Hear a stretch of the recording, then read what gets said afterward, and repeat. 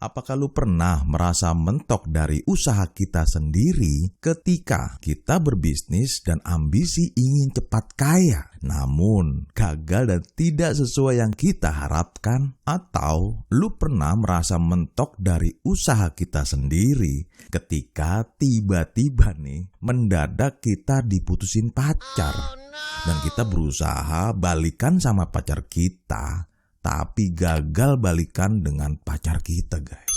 Apakah lu pernah merasa mentok dari usaha kita sendiri ketika kita ambisi dan kerja keras dengan tujuan ingin mendapatkan jenjang karir dengan cepat? Namun di perjalanan malah kita gagal promosi dan malah karir kita jadi mentok. Di podcast Inspirasi Growing kali ini, kita akan bahas bagaimana kita bisa terbantu dalam proses tujuan hidup kita, agar kita nggak merasa selalu mentok dari usaha kita sendiri. Simak sampai selesai ya guys. Leadership is fun. Apakah dalam hidup lu merasa mentok dari usaha kita sendiri ketika lu kejar kekayaan mati-matian dengan harapan nih mendapatkan kekayaan secepat-cepatnya. Tetapi tidak diduga malah kita jadi bangkrut dan merasa stres karena dengan segala strategi dan cara terbaik dari versi kita nih, tetapi kok malah nggak berhasil dan bahkan gagal total. Gimana menurut lu? Pernah ngerasain seperti itu kah? Atau masalah dari percintaan nih, tiba-tiba dan mendadak tanpa penjelasan pacar kita minta putus, padahal kita lagi sayang-sayangnya. Sehingga kita berusaha meyakinkan pacar kita untuk balikan sama kita. Tetapi pacar kita malah menjauh dan dia tidak mau ketemu kita lagi. Sedih gak bro? Padahal kita sudah melakukan segala cara agar mau balikan, tetapi gagal total. Gimana menurut lu bro? Atau ada ambisi dari kita yaitu ingin berkarir di dunia kerja dengan cara kerja keras, sering lembur, pulang malam dan selalu semangat produktif, terutama dalam bekerja. Dengan harapan apa yang kita lakukan tadi mendapatkan promosi jabatan yang lebih cepat.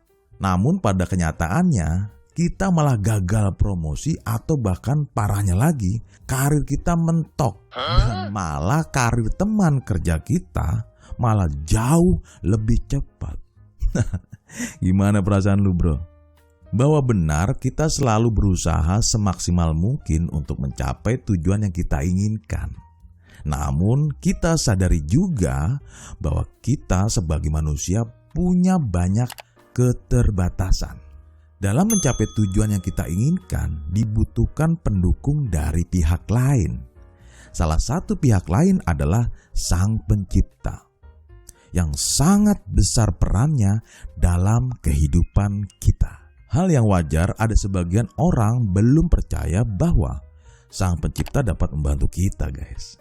Namun, ada banyak sebagian orang yang sangat terbantu dari Sang Pencipta di dalam proses hidup. Gue akan cerita singkat dari pengalaman temen gue yang dimana mengandalkan Sang Pencipta, terutama di dalam permasalahan kehidupannya, agar kita ada gambaran nih yang lebih jelas. Oke guys, ketika di titik tertentu, kadang kita pernah bingung bagaimana kita menyelesaikan masalah.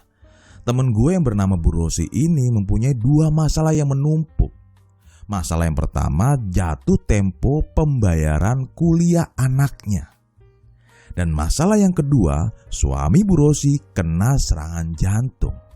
Dan dokter memvonis harus operasi jantung. Dipastikan biayanya tidaklah murah. Jika ada uang, tentunya kedua masalah tersebut jadi beres. Tapi nih, Ibu Rosi tidak mempunyai uang sama sekali. Ibu Rosi kebingungan bagaimana mendapatkan uang. Ibu Rosi hanya berusaha mencari solusi sekuat tenaga dan terus berdoa kepada Sang Pencipta untuk memberikan jalan keluar yang dihadapi Ibu Rosi.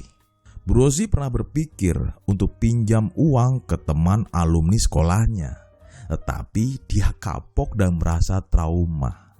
Karena di waktu sebelumnya Bu Rosi pernah ingin pinjam uang kepada teman dekatnya itu. Dengan persepsi dari Bu Rosi bahwa temannya itu punya duit banyak bener, alias nggak ada serinya guys. Intinya orang itu kaya raya. Tetapi ketika Bu Rosi berkomunikasi mau meminjam uang kepada temannya itu, ternyata teman Bu Rosi menolak mentah-mentah. Dan malah teman dekatnya Bu Rosi ini nih buat gosip negatif tentang Bu Rosi dan jadi bahan gunjingan sesama teman alumninya. Dari kejadian itu, Bu Rosi merasa trauma untuk pinjam uang kepada orang lain. Sehingga dengan kondisi dua permasalahan itu, Bu Rosi berusaha bagaimana caranya mendapatkan uang untuk keluarganya tanpa meminjam uang dari orang lain. Selama proses usaha dan berdoa, Bu Rosi ingat bahwa ada sebidang tanah yang bisa dijual untuk menjadi solusinya. Namun Bu Rosi tetap bingung karena tanah ini sudah disewa oleh seseorang bapak yang bernama Koh Aju. Nah, Koh Aju ini usaha bengkel dan masa sewanya 5 tahun. Kebetulan baru berjalan tahun kedua. Ya tentunya belum bisa dijual dan jika dijual pun ya butuh waktu yang tidak cepat. Karena sudah kepepet, Bu Rosi menghampiri Koh Aju dan menawarkan tanahnya. Namun Koh Aju menjawab tidak punya uang sebesar itu. Bu Rosi bersedih atas jawabannya dari Koh Aju. Karena harapannya tidak tercapai. Akhirnya Bu Rosi pulang ke rumah dengan rasa sedih dan kebingungan untuk mencari jalan keluarnya. 3 hari kemudian tiba-tiba Koh Aju menelepon Bu Rosi bahwa dia mau membeli tanahnya, namun membayar DP-nya terlebih dahulu dan sisanya akan dicicil. Nah, yang membuat kaget Bu Rosi, ternyata uang DP-nya dari Koh Aju itu benar-benar pas untuk membayar biaya uang kuliah anaknya dan membayar biaya operasi jantung suaminya. Bu Rosi benar-benar bahagia dan berterima kasih kepada Sang Pencipta atas bantuannya. Ketika Bu Rosi menceritakan kepada gue, matanya berbinar-binar bahwa peran Sang Pencipta sangatlah besar untuk membantu permasalahannya. Pembelajaran dari cerita ini bahwa yang pertama, kita yakin dan percaya bahwa Sang Pencipta akan membantu kita. Yang kedua, kita selalu membangun hubungan relasi yang baik kepada Sang Pencipta.